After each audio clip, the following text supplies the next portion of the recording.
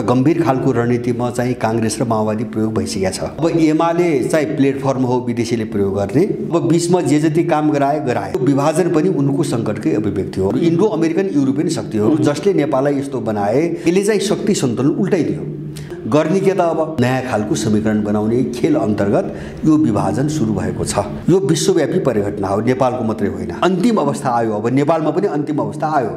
यो बाहिर देखाउने मुखौटा मात्रै थियो। यो हामी कहाँ त्यही लडाइँ भइरहेछ। हाम्रो प्रजातन्त्र के हो त? स्वयं नेपालमा जे लागू गरेको छ त्यो सिस्टमै विश्वव्यापी रूपमा सङ्कटग्रस्त छ। यिनीहरू कोही पनि दोषमुक्त छैनन्। यिनी के हुन् भन्छ भने निमित्त कारण हो। पारबुदेको मात्रै विरोध गरेर पुग्दैन भन्ने मान्छे हुँ म। नै हाम्रो निम्ति सबैभन्दा ठुलो घातक चिज हो। यसले यिनीहरूको विघटनलाई तीव्र बनाउँछ। यिनीहरूभित्र अन्तर्विग्रह सुरु हुन्छ, अब तीव्र भएर जान्छ। सङ्कट भनेको समाधान पनि हो। यो चाहिँ टोटल विसर्जन हुने बेलासम्म अर्को चिज स्थापित गरिसक्छ। अनि चुनावको औचित्य पनि सकियो। अब त चाहिँ चीनका विरुद्धमा चाहिँ तपाईँको यहाँबाट चाहिँ मिसाइल टाक्नुको निम्ति आउनु हो एमसीसी त। यो नौटङ्की सदाको निम्ति बन्द भयो। बन्द भने चरणमा चाहिँ अब देश प्रवेश गर्यो भन्ने चाहिँ मेरो आफ्नो निष्कर्ष छ। होइन, विकल्प छन् नभएको होइन, यो मान्छेको गलत बुझाइ हो। यसको निम्ति अब निकास के हो त? जस्तो जान्छ यो टोटल्ली सम्हालिन मलाई लाग्छ 1 वर्षभन्दा बढी अब लाग्दैन। यस्ता नक्कली कुरा गरेर हामी चाहिँ यो बहस र विवादमा फस्न चाहिँ आवश्यक मैले देख्दिनँ। भरत सर स्वागत छ। धन्यवाद। पहिला जस्तो चीन पनि यहाँ छैन, चीन पनि एक्टिभ छ भनेर मानिसहरू चर्चा गर्छन्। त्यसरी नै रुस र चीनको निर्णायक स्थिति भयो भनेर तपाईँले पनि विषयवस्तुलाई राख्नु भएको छ।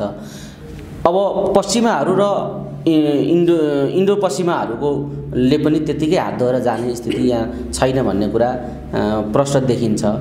यी समग्र कुराहरूको विषयले नै यो गन्जागोल तयार भएको छ भनेर मान्ने हो भने त्यो गन्जागोल गराएर चाहिँ परिणाम कसले लिने हो त? होइन, गन्जागोल गन्जागोल यस्तो हो। जस्तो गन्जागोल कस्तो भयो भन्छ भने उनीहरूको इन्डो पश्चिमा शक्तिहरूको जो रणनीति हो त्यो रणनीतिमा जो गत्यावरोध आयो नि, जो अगाडि बढ्ने चाहिँ दिशामा चाहिँ जो अवरोध आयो नि, अब गन्जागोल त्यसले सुरु गर्यो। सुरु चाहिँ अर्को पक्षले गरेको होइन। अब यहाँ चाहिँ 2-3टा कुरा हेर्नुपर्छ। पहिलो कुरो गन्जागोल गर्ने एउटा इन्डो पश्चिमा शक्ति हो। नेपालभित्रको कुरा गर्नुहुन्छ भने उनीहरूले परिचालन गरेका यहाँका सबै दलहरू हुन्। नेपाललाई यस्तो गन्जागोलमा ल्याएको यिनले हो। हाम्रो कुरो मात्रै के हो भन्छ भने यो गन्जागोल जो गन्जागोल आयो नि यसभित्र खेलेर यसलाई चिरेर राम्रो चिज अगाडि बढाउने हाम्रो कुरो त्यति मात्र हो। गन्जागोल ल्याउनु त हामीले भूमिका खेलेको त होइन। होइन, तर यो गन्जागोल ल्याएर उनीहरूले खोजेका के हुन् भन्ने चाहिँ हो। उनले खोजेका जस्तो उनले खोजेको के हो सुरुमा के हो भन्छ भने जस्तो चाहिँ तपाईँको जस्तो विशेष गरिकन नेपालको भू राजनीतिमा नेपाललाई असफल राज्य बनाएर अथवा यस्तो गन्जागोलमा लगेर अथवा विभाजनसम्म गर्नेकै यिनका योजना थिए। जस्तो जातीयता, साम्प्रदायिकता, होइन तपाईँको धार्मिकता, क्षेत्रीयताका जति पनि मुद्दाहरू यो 63 सालपछि उछालिए नि, यो सबै नेपाललाई अब विघटन गर्ने एउटा राष्ट्रको रूपमा नेपालको विघटन गर्ने वा असफल राज्य बनाएर चाहिँ यहाँ बहुराष्ट्रिय सेना ल्याउने हिसाबले यो सबै खेल सुरु भएको हो, होइन। अब त्यसको कारण के त भन्छ भने यहाँभित्र इन्डो पश्चिमा शक्ति पस्ने, नेपाललाई कन्ट्रोल गर्ने र चीन विभाजन गर्ने युद्ध यहाँबाट अगाडि बढाउने योजनामा यो सबै भएको हो। यसका पछाडि अरू के होला? इन्डियनहरूको आफ्नो छुट्टै इन्ट्रेस्ट त नेपालभित्र छ, किन सीमा जोडेको कारणले, होइन। जस्तो सुरक्षाको इन्ट्रेस्ट छ, पानीको इन्ट्रेस्ट छ, यहाँको बजारको इन्ट्रेस्ट छ, स्रोत साधनको इन्ट्रेस्ट छ, नागरिकताको इन्ट्रेस्ट छ। पश्चिमाहरूको त छैन, होइन। यहाँको पानी पनि जान्न, जमिन पनि जान्न, केही पनि जाँदैन, होइन। अलिकति केही स्रोत साधनमा चाहिँ प्राकृतिक स्रोत साधनमा के इन्ट्रेस्ट होला, बाँकी त उनको सुरक्षा इन्ट्रेस्ट हो। त्यो भनेको नेपालको भूगोलभित्र पसिकन चाहिँ तिब्बत विभाजन गर्ने रणनीति हो। किन दलाई लामा उनीहरूसँग छ।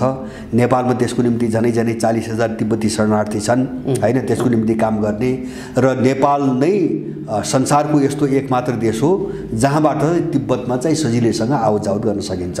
अरू कुनै पनि देशबाट यो सुविधा उपलब्ध छैन। र त्यसमा पनि चाहिँ नेपालको चाहिँ उनको आँखामा नेपालको प्लस पोइन्ट के हो भन्छ भने नेपाल इन्डियाको चाहिँ एकलौटी चाहिँ डोमिनेसनमा, होइन, अथवा चाहिँ गुलामीबाट बाँचेको राज्य प्रणाली। त्यसकारणले इन्डियालाई हात लिएर यो सबै काम सजिलै गर्न सक्ने चाहिँ तपाईँको वातावरण भएको देश। त्यो कारणले अब चीनलाई तिब्बत विभाजन गर्ने रणनीति किन उनले यसरी नेपाललाई छाड्यो भन्छ भने चीन उनको निम्ति चुनौतीपूर्ण एउटा शक्तिको रूपमा उदायो, होइन।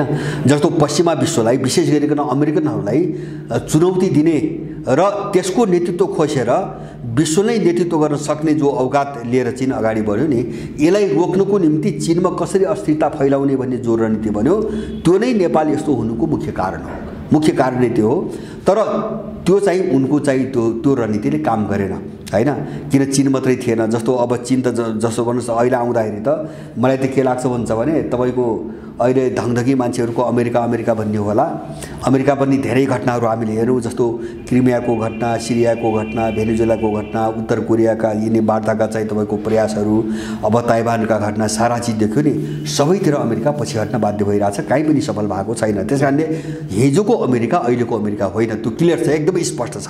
अमेरिका धेरै खस्किसकेको छ, खस्किएको मात्रै होइन कि ऊ आन्तरिक द्वन्द्वमै फसिसक्यो अमेरिका, अहिले चाहिँ विरुद्धमै जाने हो कि भन्ने अवस्था भइसक्यो। त्यस कारणले चिनियाहरू धेरै माथि आइसकेका छन् एउटा शक्तिको रूपमा, र चिनियाहरूसँग चाहिँ रसियनहरूको साथ छ, बढियो चाहिँ तपाईँको एलायन्स छ, गठबन्धन छ।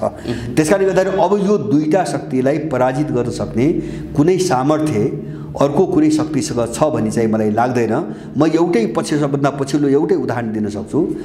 अमेरिकनहरूसँग यत्रो चाहिँ चिनियाहरूसँग यत्रो लडाइँ, यत्रो चाहिँ तपाईँको वाकयुद्ध अब अथवा चाहिँ व्यापार युद्ध हैन, साराका बावजुद पनि अस्ति भर्खरै चाहिँ अब एउटा ट्रेड सम्झौता भयो नि, एउटा संसारको सबभन्दा ठुलो व्यापार एउटा सम्झौता भयो।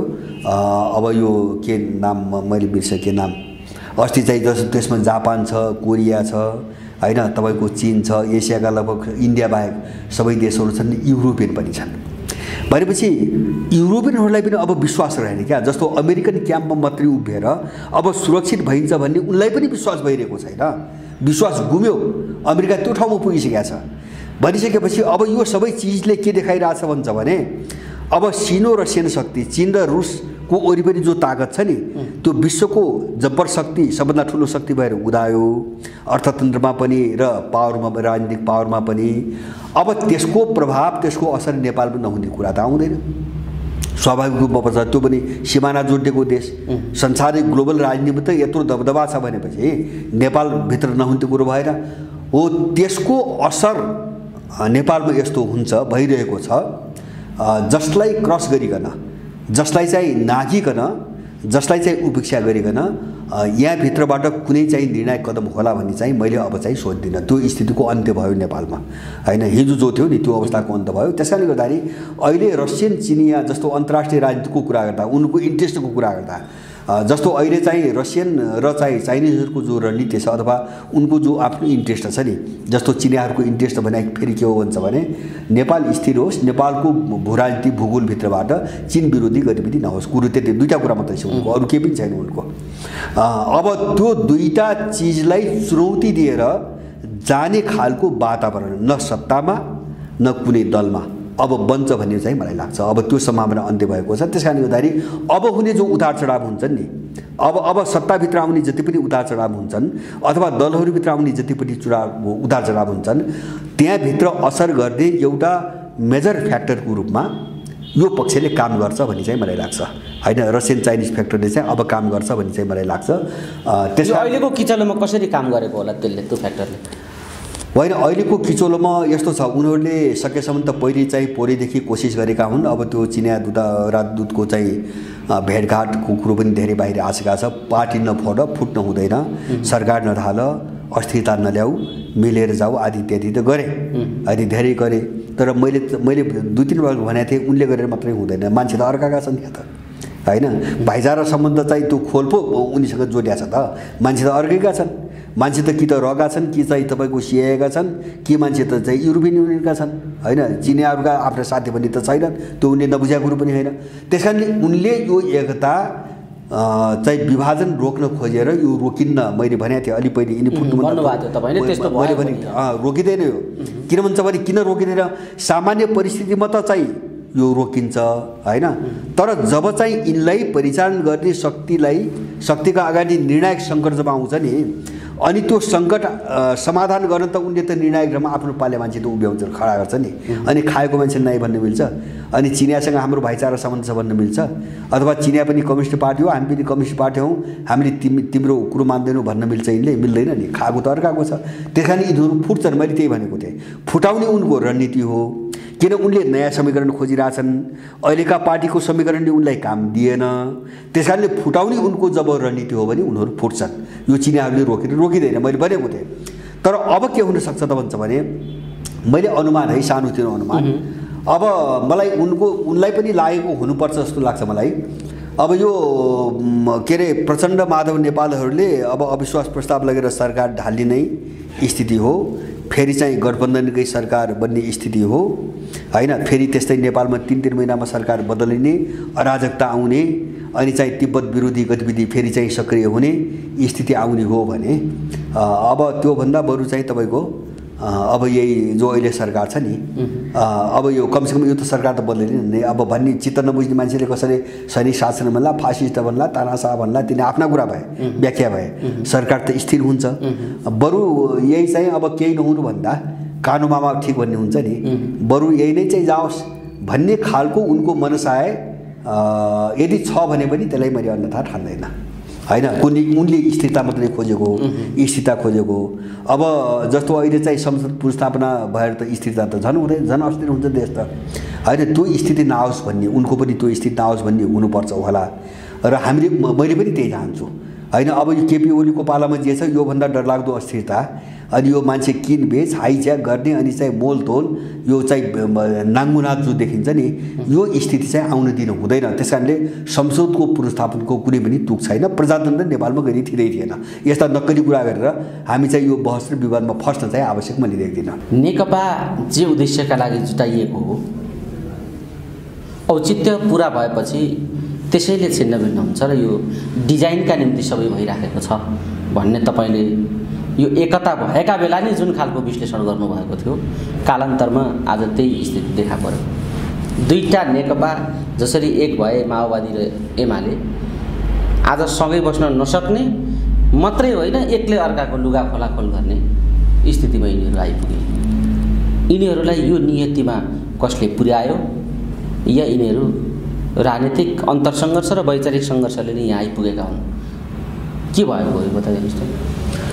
होइन, यो मैले सुरुदेखि तपाईँले भन्नुभयो चाहिँ यो जस्तो एकता पनि अरूको कुनै शक्तिले कुनै मिसनको निम्ति यिनको एकता गराउँदैछ, र एक चरणपछि मेरो आफ्नो भाषामा मैले 2.5 वर्ष बढीमा 2.5 वर्षपछि यिनको चाहिँ फेरि विभाजन हुन्छ भन्ने एउटा कुरा मैले त्यो गरेको थिएँ।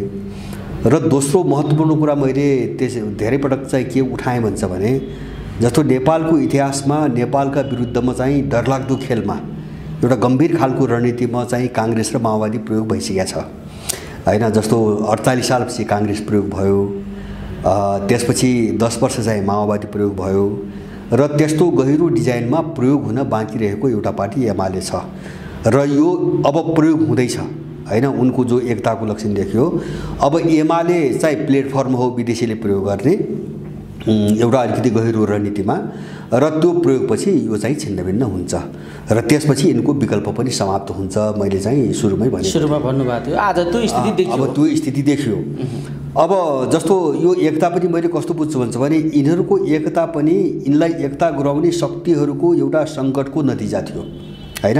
अथवा यिनलाई नजुटाइकन यिनलाई जुटाउने शक्तिहरूको काम अगाडि नबढ्ने परिस्थितिको आकलन गरिकन यिनलाई जुटाए, र अब बिचमा जे जति काम गराए हैन, सानातिना अब जे जति काम गराए, केही काम भए, केही काम अड्किए हैन। जस्तो इन्डियनहरूको चाहिँ तपाईँको के अरे चाहिँ अब नागरिकताको कुरो चाहिँ तपाईँको अड्कियो, एमसीसी अड्कियो, यस्तै खालका अरू पनि धेरै चिज होलान्। त्यसपछि अब त्यो गत्यावरोध आएपछि यिनको चाहिँ एकताको औचित्य पनि सकियो। त्यसकारण यिनको जो विभाजन छ, यो विभाजन पनि यिनलाई जुटाउने शक्तिहरूको सङ्कटकै अभिव्यक्ति हो। मैले भने एकता पनि सङ्कटकै अभिव्यक्ति थियो जुटाउनेहरूको, र यो विभाजन पनि उनको सङ्कटकै अभिव्यक्ति हो। अब यो तर रूप फरक छ। यो रूप फरक के छ भन्छ भने, एकता गराउँदाखेरि सिङ्गल चाहिँ पार्टी प्रयोग गरिकन उनको मिसन अगाडि नबढ्ने भावनाले उनलाई संसदमा चाहिँ बहुमत चाहिएको थियो, कम्तीमा 2/3 वा बहुमत चाहिएको थियो। र अहिले के भन्छ भने, अब त्यो बनाएको पार्टी नै गत्यावरोध भयो अब उनको निम्ति हैन। त्यो पार्टी नै निकाल्न नसक्ने ठाउँमा पुगिसकेपछि अब चाहिँ अगाडि जुन समस्या आउँछ उनीहरूलाई त्यसलाई चिर्नको निम्ति अथवा चाहिँ त्यसलाई अगाडि बढाउनको निम्ति ती शक्तिहरूलाई फेरि नयाँ खालको समीकरण चाहियो अब, होइन? किन पुरानो समीकरणले अवरोध पार्यो। मुख्य गरी ती शक्ति भन्नाले होइन, इन्डो अमेरिकन शक्तिहरू, इन्डो अमेरिकन युरोपियन शक्तिहरू जसले नेपाललाई यस्तो बनाए, जसले 10 वर्ष युद्ध चलाए, जसले दरबार हत्याकाण्ड गरे, जसले काङ्ग्रेसको हातबाट सारा देशका अर्थतन्त्र बेच्न लगाए, मैले तिनै शक्तिको कुरा गरेको। त्यसकारणले अहिले के भयो, संविधान जारी भइसकेपछि सबै पार्टीभित्रको जो समीकरण हो त्यो समीकरण नै उनको निम्ति घाँडो भयो क्या अब, किन त्यो पार्टीभित्रै चाहिँ एकमत नहुने भयो उनको मुद्दामा, होइन?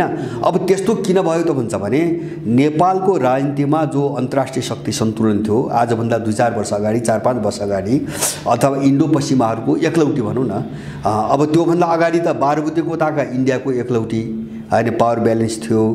अब अलि पछि आएपछि चाहिँ इन्डो पश्चिमाहरूको पावर ब्यालेन्स बन्यो र अहिले आइसकेपछि त्यहाँभित्र सिनो रसियन अथवा रुस र चीनको चाहिँ तपाईँको केन्द्रले पनि जो चाहिँ तपाईँको आफ्नो प्रभाव बनाउँदै लग्यो नि, यसले चाहिँ शक्ति सन्तुलन उल्टाइदियो, होइन? नेपालभित्रको शक्ति सन्तुलन उल्टायो। त्यो शक्ति सन्तुलन उल्टिसकेपछि अब त्यसले जो यिनीहरूको सबै पार्टीमा असर गर्यो र त्यो असरले चाहिँ राज्य प्रणालीभित्र पनि असर गर्यो, अनि यिनको निकास ननिस्किने भयो। जस्तो एउटा उदाहरण एमसिसी, होइन? एमसिसीको गाँठो त फुकेन दलभित्र फुकेन, दलभित्र नफुकेपछि राज्यभित्र फुकेन, गर्ने के त अब, होइन? गर्ने के त भन्दाखेरि अब यिनलाई छिन्न भिन्न बनाएर अब सबैतिरका आफ्ना अनुकूलका फ्याक्टरहरूलाई जोडेर नयाँ खालको समीकरण बनाउने खेल अन्तर्गत यो विभाजन सुरु भएको छ, होइन? यो विभाजन सुरु भयो। अब यो एउटा पाटो यो हो, होइन? यो सङ्कटको एउटा पाटो।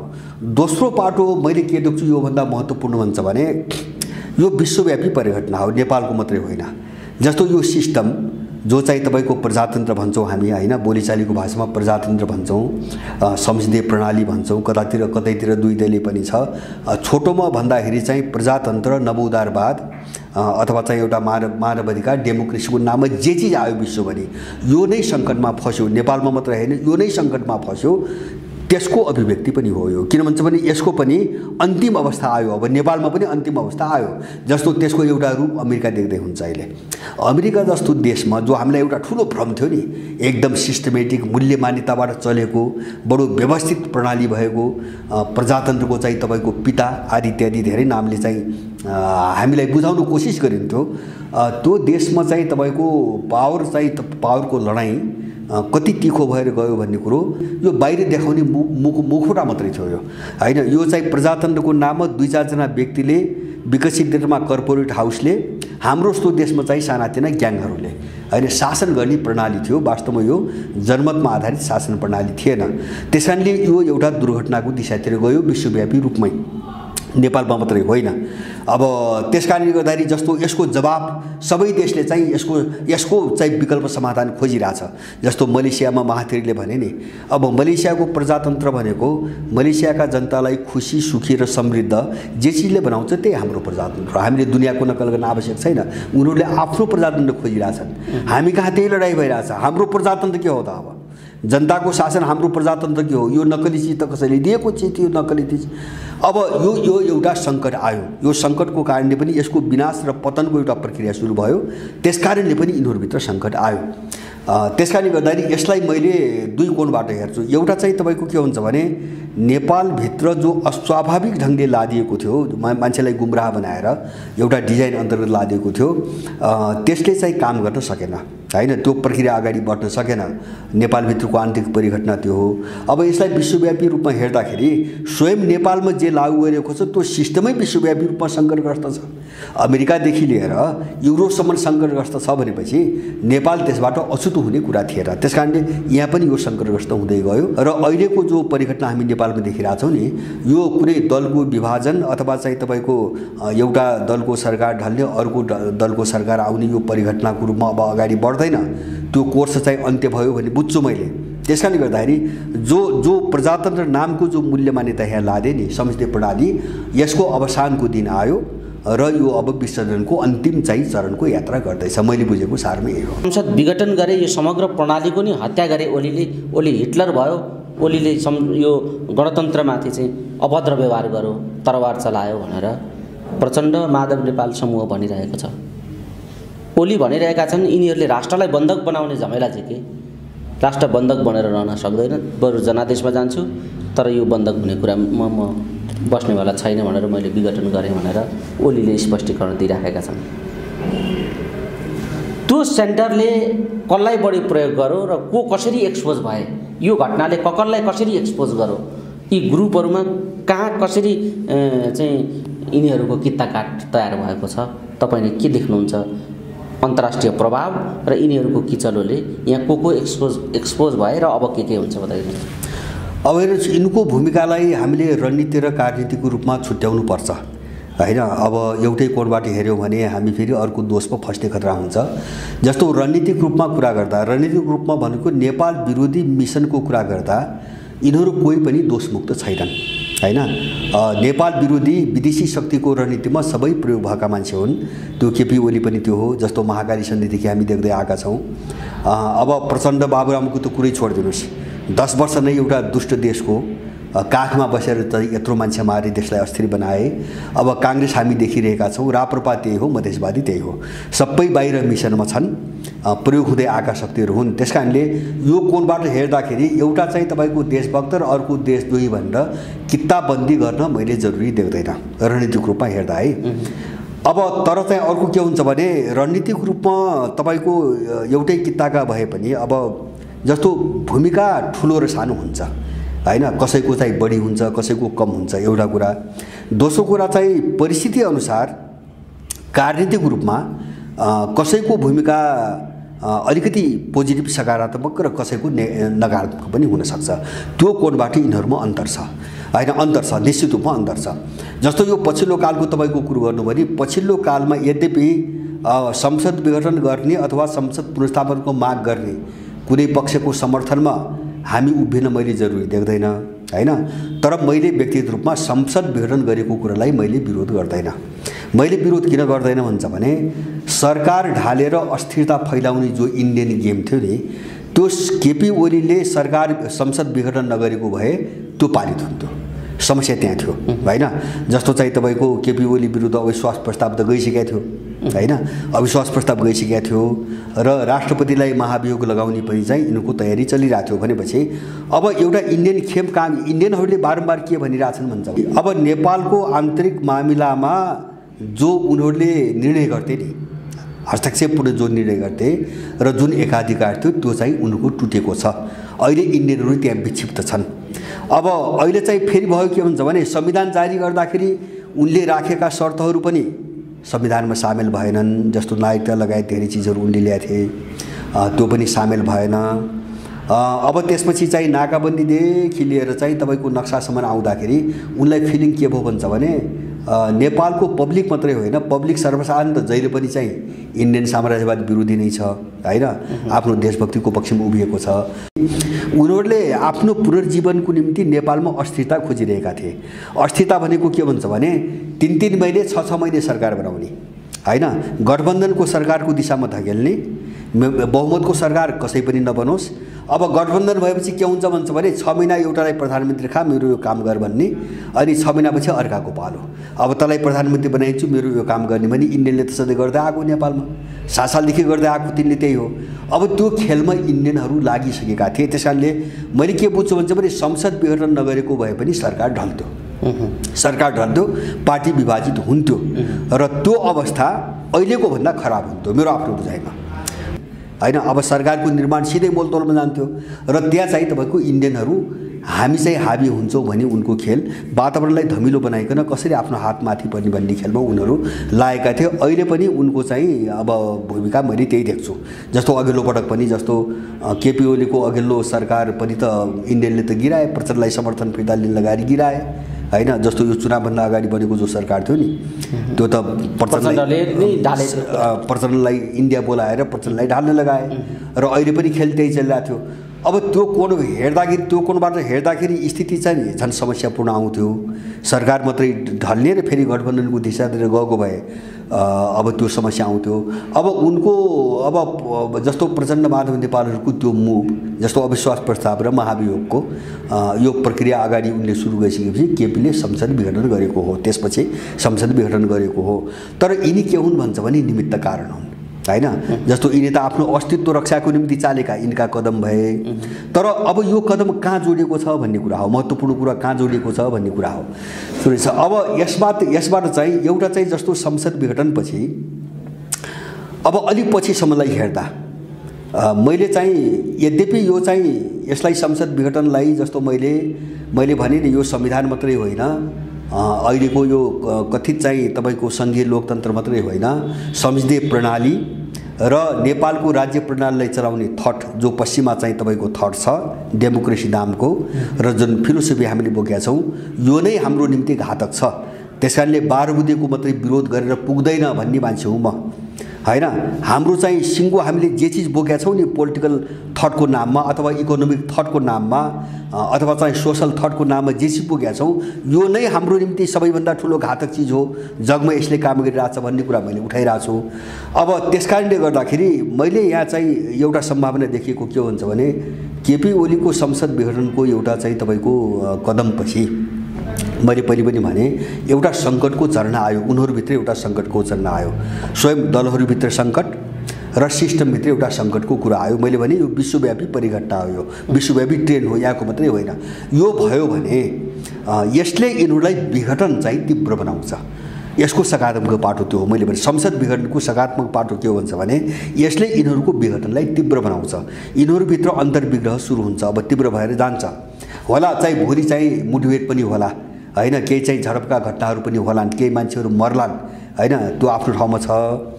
तर चाहिँ त्यो भनेको के हुन्छ भने म जस्ता मान्छेहरूको निम्ति त्यो राम्रो हो भन्छु मैले। किन भन्छ भने हाम्रो देशमाथि जो चाहिँ थोपरिया छ नि जबरजस्ती एउटा विदेशी चाहिँ सत्ता जो थोपरिया छ नि, अब यो सङ्कटमा जानु, यो पतन हुनु र यसलाई बोक्ने मान्छेहरूको बीचमा चाहिँ तपाईँको विग्रह विशृङ्खलता सुरु हुनु भनेको त्यो हाम्रो निम्ति अनुकूल वातावरण बन्नु भनेको हो।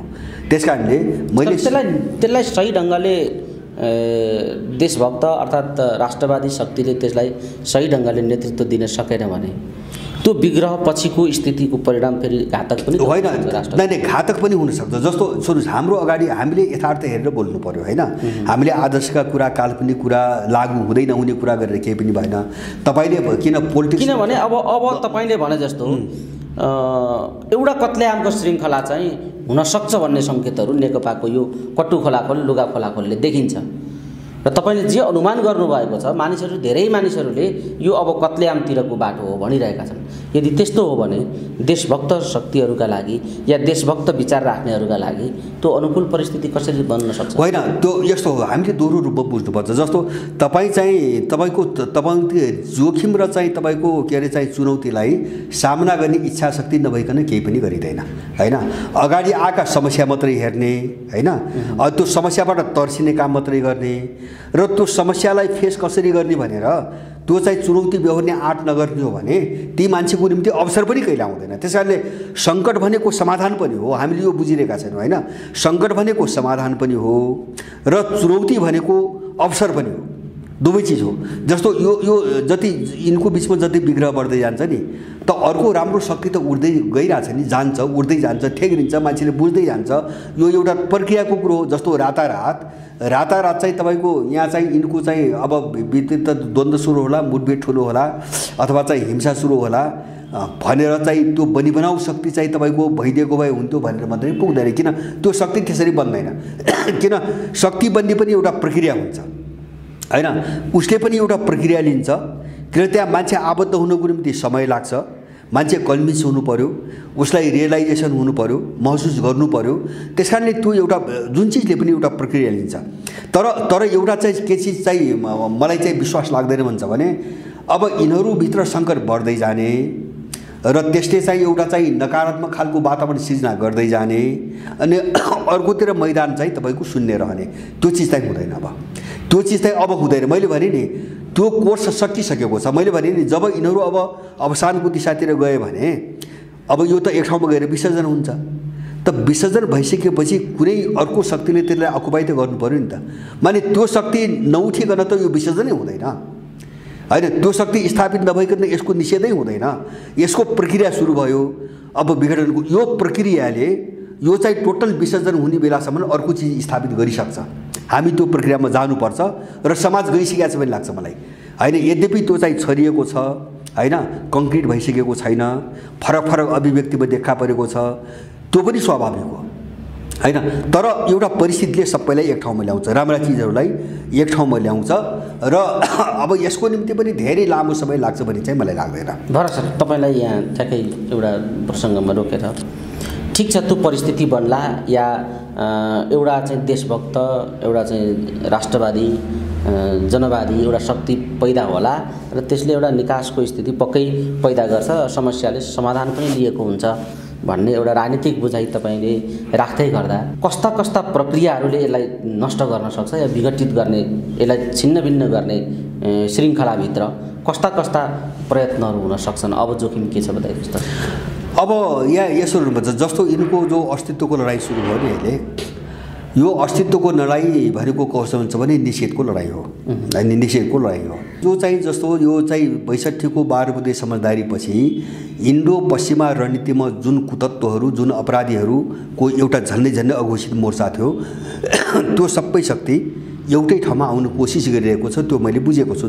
तपाईँले जुन व्यक्तिको नाम लिनुभयो हैन, दमनलाल ढुङ्गाना, युरोपियनहरूले दिएको चाहिँ निलो प्लेटको गाडी चढेर हैन, मलाई प्रधानमन्त्री समर्थन गर, युरोप र अमेरिकाले मानिसके भनेर दिल्ली जाने हैन, यस्ता चाहिँ गुप्तचर एजेन्टहरू एकातिर र अर्कोतिर माधव नेपाल प्रचण्डहरू लगायत यस्ता तत्त्वहरू जो 12 बुँदे पछिको जो एलायन्स सडकमा जो देखिन्थ्यो नि, एउटा नागरिक समाजको नाममा र एउटा दलको नाममा, त्यसभित्र अब एमालेको नेता त्यही माधव नेपाल थिए त्यो बेला पनि, यतातिर तिनै प्रचण्ड थिए, गिरिजा आज छैनन्, त्यो बेग्लै कुरा हो हैन। अब त्यो एउटा गठबन्धन तयार पार्न कोसिस गरिँदैछ हैन, त्यो प्रश्न रूपमा सङ्केत आएको छ।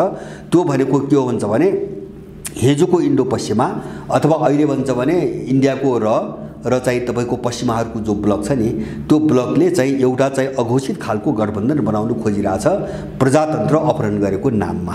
हामीले बुझ्ने के हुन्छ भने प्रजातन्त्र थियो कहाँ हैन, के हो प्रजातन्त्र भनेको? अब प्रत्येक मान्छेले यहाँ बहस उठाउनु पर्यो क्या हैन। मैले बारम्बार भन्छु, देशभित्र काम गर्न खान नपाएर 80 लाख मान्छे बाहिर निकालिएको छ, त्यसको प्रजातन्त्रको निम्ति यिनी कहिले बोले हैन।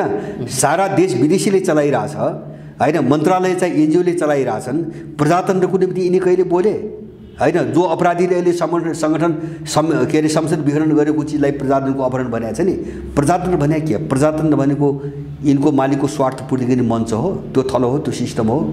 भनेपछि देशले जनताले के पायो र हामीले यसलाई प्रजातन्त्र भनिरहेका छौँ हैन। जनताले उपचार पाएन, भोकै बो जनता सडकमा, अस्ति लकडाउनको बेला भोकै बो, अहिले पनि मान्छे हैन। यिनको प्रजातन्त्र तर यिनीहरू त सडकमा थिएन, सडकमा थियो। किन पहाडीहरू अहिले मान्छेले उपचार भएन भनेर सडकमा आउँदैनन्, किन पहाडीहरू आउँदैनन्? त्यो मान्छे खान नपाएर मर्दा पनि किन आए भन्ने मान्छेलाई आश्चर्य हो। तिनको मालिकको सिस्टम हो। मैले भन्न खोजेको थिएँ, तिनको मालिकले लादेको सिस्टम हो। त्यसकारणले यो जोखिममा पर्दा उनीहरू सडकमा आउनुपर्छ हैन। आउने बेला भयो, किन बिचमा चाहिँ तपाईँको जस्तो 62-63 सालपछि यिनी त लुके नि, त गुफामा गएर लुके नि, कहाँ थिए हैन। देश के समृद्ध थियो, त्यहाँ शान्त थियो, स्थिर थियो हैन, जनता सब सुखी थियो र यिनी चाहिँ भूमिगत भएर लुकेका थिए। आज किन सत्तामा देखिन थाल्यो भन्दाखेरि खटाइयो, अब खटाइयो, उनीहरू सङ्कटमा पर्यो, अब खटाइयो, ड्युटी दियो यिनीहरूलाई। त्यसकारणले एउटा त्यो एलायन्स बन्न कोसिस गर्दैछ, त्यो हामी राम्रोसँग बुझ्छौँ। तर उनीहरू हिजोको जस्तो निर्विकल्प हुँदैनन्। मैदान उनीहरूको निम्ति हिजोको जस्तो अब निर्विकल्प हुँदैन हैन। त्यसको पनि प्रतिरोध हुन्छ, अब बिस्तारै प्रतिरोध हुन्छ। मैले भन्न खोजेँ, अब संसदको पुनर्स्थापना मैले भन्न खोजेँ है, संसदको पुनर्स्थापना चाहिँ तपाईँको हुँदैन, मैले सम्भावना देख्दिनँ। एक किन भन्छ भने त्यो हुने भनेको देशलाई अब भट्कालोमा हाल्ने हो, अझ ठुलो भट्कालोमा हाल्ने हो। ल यसलाई पनि एक खालको भट्कालो मानौँ भने पनि योभन्दा डरलाग्दो भट्कालोमा हाल्ने हो। किन त्यहाँ त ज्ञानको खरिद बिक्री सुरु हुन्छ अब विदेशवादबाट। कृष्ण पहाडीहरूले त्यो चाहिरहेका छन्, किन उनको मालिकले किन्ने वातावरण बनोस् भनी चाहिरहेका छन्। अब एउटा चाहिँ तपाईँको चुनाव हुँदैन हैन। अब चुनाव नभएपछि के हुन्छ त भन्ने कुरा हो हैन। संसद पुनर्स्थापित पनि हुँदैन, चुनाव पनि हुँदैन। मैले त्यो सम्भावना देख्दिनँ। किन भन्छ भने मैले त्यो केपी ओलीकै तर्फबाट पनि सम्भावना देख्दिनँ। किन भन्छ भने उनी जस्तो केपी ओलीलाई अब चुनाव गरेर म जित्छु भन्ने त छैन नि त, त्यो त सम्भावना छैन। भनेपछि उनी हार्ने चुनाव किन गराउने? उनकै तर्फ कोणबाट कुरो गर्दा है। दोस्रो कुरा, त्योभन्दा पनि महत्त्वपूर्ण कुरो हुन्छ भने नेपाली जनता चुनावमा किन जाने? अब होइन। अब भिड्नु पऱ्यो नि त, तपाईँको 2/3 दिएर पनि हुँदैन भने चुनाव किन गर्ने? यिनी डाँगाहरूलाई, यिनी लुटेराहरूलाई कि देश यस्तै गरिराख्ने चुनाव फेरि चाहिँ चुनाव गर्ने भने चुनावको औचित्य पनि सकियो अब, होइन। जस्तो संविधान दिएर पनि हुँदैन संविधान सभाबाट र 2/3 बहुमत सरकार बनाएर पनि हुँदैन भने त जब सिस्टमै चाहिँ कोल्याप्सै भएर गइसक्यो, कामै लाग्ने भएर गइसक्यो भने चुनाव के को निम्ति गर्ने, होइन। यो एउटा प्रश्न छ हामी सबैले उठाउनु पर्ने। अब त्यसो भएपछि एउटा बिचमा के हुन्छ अब भन्छ भने अब त्यो हुन्छ नै एक चरण, एउटा चरणको मैले कुरा गर्दाखेरि जस्तो तपाईँको हाइब्रिड कन्फ्लिक्ट भन्छ। अब सुन्नुहोस् है, हो यो चाहिँ तपाईँको एक खालको द्वन्द्व, तर द्वन्द्व भित्रको चिज अर्कै छ, होइन। भित्रको चिज के छ भन्छ भने अन्तर्राष्ट्रिय रणनीति छ, बाह्य रणनीति छ, जो मैले बारम्बार भन्छु नि अहिले, होइन। विश्वका जो पावरहरू छ नि, ठुल्ठुला पावरहरू, त्यो पावरहरूको चाहिँ नेपालको भू राजनीतिभित्र जुन इन्ट्रेस्ट छ नि, त्यो इन्ट्रेस्टले नेपाललाई यस्तो बनाएको छ, होइन। अब त्यो इन्ट्रेस्टले जब नेपाललाई यस्तो बनायो भनेपछि मुख्य फ्याक्टरभित्र काम गर्ने त्यही हो, चाहे तपाईँको विघटन भन्नुहोस्, पुनर्स्थापना भन्नुहोस्, यिनको एकता भन्नुहोस्, विभाजन भन्नुहोस्, अथवा चाहिँ गठबन्धनको सरकार भन्नुहोस्, सबैको चालक तत्त्व त्यही हो, चालक शक्ति त्यही हो। अब त्यसकारणले अब त्यो आफ्नो अनुकूल बनाउनुको निम्ति अथवा सत्तालाई, पावरलाई आफ्नो अनुकूल बनाउनुको निम्ति अब एक चरण यहाँ हाइब्रिड कन्फ्लिक्ट सुरु हुन्छ, नेपालमा सुरु हुँदैछ। अब त्यो सुरु हुन्छ, यसलाई टार्नु सक्यो। हाइब्रिड भनेको कस्तो हुन्छ भने एउटा वर्णसङ्कर द्वन्द्व हुन्छ नि, वर्णसङ्कर द्वन्द्व हुन्छ भने भित्री जे चिज हो त्यो चाहिँ लुकाइन्छ, बाहिर चाहिँ छदमा आवरणमा विभिन्न खालको द्वन्द्व हुन्छ। जस्तो त्यो सामाजिक द्वन्द्व हुन्छ, त्यो धार्मिक मुद्दाबाट त्यो द्वन्द्व हुन्छ, अब त्यो चाहिँ स्टेट र नन स्टेट अथवा राज्य र गैर राज्य समूहका बिचमा द्वन्द्व हुन्छ। जस्तो तपाईँले नागरिक समाज भन्नुभयो नि, राज्य र नागरिक समाज पनि हुनसक्छ, अथवा दलीय गुटका रूपमा द्वन्द्व हुनसक्छ, अथवा आर्थिक मुद्दामा पनि द्वन्द्व हुनसक्छ। जस्तो मैले एउटा लक्षण मात्रै हुन त प्रारम्भिक अवस्थामा छ, तर यो लक्षण हो एउटा। जस्तो अहिले कृषिमा चाहिँ तपाईँको विदेशी कम्पनीहरूलाई लगानी गर्न दिने भने जो चाहिँ अहिले चाहिँ नियम बनाए नि, त्यो पनि एउटा हाइब्रिड कन्फ्लिक्टको एउटा चाहिँ बेस हो। किन भन्छ भने यो यहाँको उत्पादन हडप्ने योजना हो, यहाँको उत्पादन र यहाँको जमिन विदेशीहरूले हडप्ने योजना अन्तर्गत यो आएको छ। अब यस्तो खालको एउटा चरणबाट देश गुज्रन्छ अब, र त्यहाँ हत्या पनि हुन्छ, हिंसा पनि हुन्छ, मुठभेड पनि हुन्छ, होइन। किन यो सङ्क्रमणलाई त्यो रोक्न त सकुन्न, किनभने कृषिकै नाममा अन्य अरू चिज पनि आउने कुरा, अरू चिज पनि आउँछ। जस्तो हिजो विकासको नाममा के अरे ट्रान्समिसनको नाममा एमसिसी आयो, होइन। एमसिसी भने मिलिटरी चाहिँ तपाईँको के अरे नीति हो, मिलिटरी रणनीति हो, होइन। उनको सुरक्षा रणनीतिमै प्रश्न लेखेको छ। हाम्रो सुरक्षा रणनीतिको, सुरक्षा स्ट्रेटेजीको यो डेभलपमेन्ट डिप्लोमेसी हो, होइन। विकासको नाममा हाम्रो यो कूटनीति हाम्रो सुरक्षा नीतिको मुख्य भाग हो भनेर उनले आफ्नो डकुमेन्ट्समा लेखेका छ। ऊ त चाहिँ चीनका विरुद्धमा चाहिँ तपाईँको यहाँबाट चाहिँ मिसाइल ताक्नुको निम्ति आउनु हो एमसिसी त, तर चाहिँ त्यो त ट्रान्समिसन लाइनमा नाममा आयो, ट्रान्समिसन बनाउने नाममा।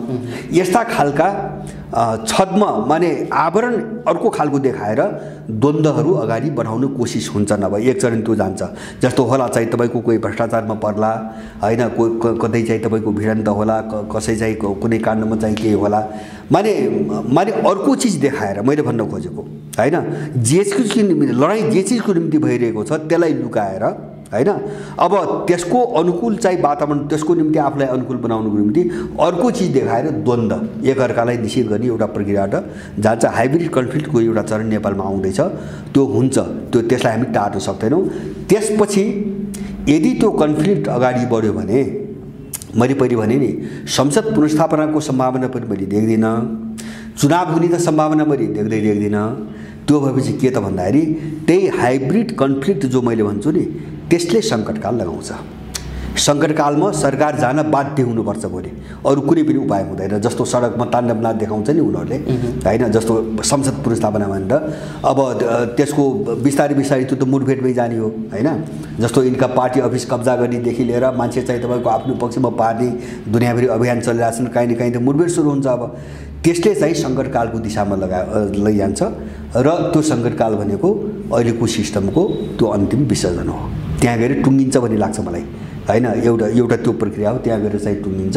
तर अब एउटा सम्भावना मैले कतै पनि के देख्दिनँ भन्छ भने फेरि चुनाव हुने, होइन, अथवा चाहिँ अहिले मानुस संसद पुनर्स्थापना भएर फेरि अर्को गठबन्धनको सरकार बन्ने, त्यसले सरकार चलाइहाल्ने अनि देश चल्ने अथवा फेरि अर्को चुनाव हुने फेरि यिनै जितेर आउने फेरि देश अगाडि बढ्ने यो सम्भावना अब छैन। अब त्यो यहाँको मान्छेले स्वीकार पनि गर्दैन, त्यो देशले पनि स्वीकार अब गर्दैन। त्यसकारणले गर्दाखेरि अब यो नौटङ्की सदाको निम्ति बन्द भयो। बन्द भने चरणमा चाहिँ अब देश प्रवेश गर्यो भन्ने चाहिँ मेरो आफ्नो निष्कर्ष छ। बन्द भयो, चलाउने केले फेरि भन्ने त आउँछ। चलाउने विकल्प के आउँछ त विकल्प? होइन, विकल्प छन् नभएको होइन, यो मान्छेको गलत बुझाइ हो। जस्तो हामी पनि त चुप लागेर त कोही त बसिया छैन। जस्तो हामी आफै छौँ, हामी जस्ता चाहिँ थुप्रै अरू समूहहरू छन्, मान्छेहरू छन् देशभरि। देश कसरी लग्ने भने सोच छ, भिजन छ, कार्यक्रम छ, प्रोग्राम छ। अब बिस्तारै बिस्तारै सबै सडकमा आउँदैछन्। जस्तो मैले सुरुमै भने नि, यो त अब सडकबाट कङ्क्रिट हुँदै जान्छ। जस्तो हामी पनि आउँछौँ, कार्यक्रमसहित हामी पनि आउँछौँ होइन, अरू पनि आइरहेछन्, सबैको तयारी भइरहेछ। त एउटा चर्किएर मक्कारिँदै जाने र अर्को चाहिँ तपाईँको एउटा मूर्त रूपमा चाहिँ संश्लेषित हुँदै जाने होइन, मूर्त रूप लिँदै जाने जो प्रक्रिया हुन्छ नि, यो सङ्क्रमण कालमा हुने त्यही हो। मैले जो भने नि, एउटा अराजकताको एउटा काल आउँछ होइन, जो हाइब्रिड कन्फ्लिक्टको रूपमा एउटा अराजकताको चरण आउँछ नि, त्यो अराजकताको चरण भनेको यिनका बिचको द्वन्द्व मात्रै होइन, यिनी समग्रमा यिनी र देशको निम्ति अब निकास के हो त? जस्तो त्यो आर्थिक, राजनीतिक, सामाजिक, सांस्कृतिक, शिक्षा, स्वास्थ्य सबैतिर त्यो निकास भनेको के हो त्योसँग पनि यिनको द्वन्द्व चल्छ र यो थेग्रिने प्रक्रिया चाहिँ केही चरण अगाडि जान्छ। मैले रातारात जस्तो अहिले चुनाव नहुने बित्तिकै, जस्तो चुनाव नहोला, सङ्कटकाल लाग्ने बित्तिकै चाहिँ अब अर्को राम्रो विकल्प आइहाल्यो, मैले त्यो भन्दैन। त्यति सजिलो र त्यति सस्तो रूपमा सोध्न पनि हुँदैन। तर यो दीर्घकालीन यसको बाटो चाहिँ त्यतापट्टि छ भन्ने जान्छ। यो टोटल्ली सम्हालिन मलाई लाग्छ 1 वर्षभन्दा बढी अब लाग्दैन। यो सफा, यो दृश्य, यो अन्यल चाहिँ सफा हुनुको निम्ति, यिनको चाहिँ सम्पूर्ण रूपमा पतन हुनुको निम्ति, र जसलाई हामी चाहिँ सामान्य भाषामा वैकल्पिक शक्ति भनिरहेका छौँ नि होइन, अब सकारात्मक शक्ति के हो त भन्ने, यो सबै चाहिँ तपाईँको थेग्रिन मूर्त रूपमा चाहिँ एउटा शक्तिको रूपमा बाहिर आइसक्नुको निम्ति मलाई लाग्छ यो 1 वर्षभन्दा अब यसले लामो पिरियड लिँदैन।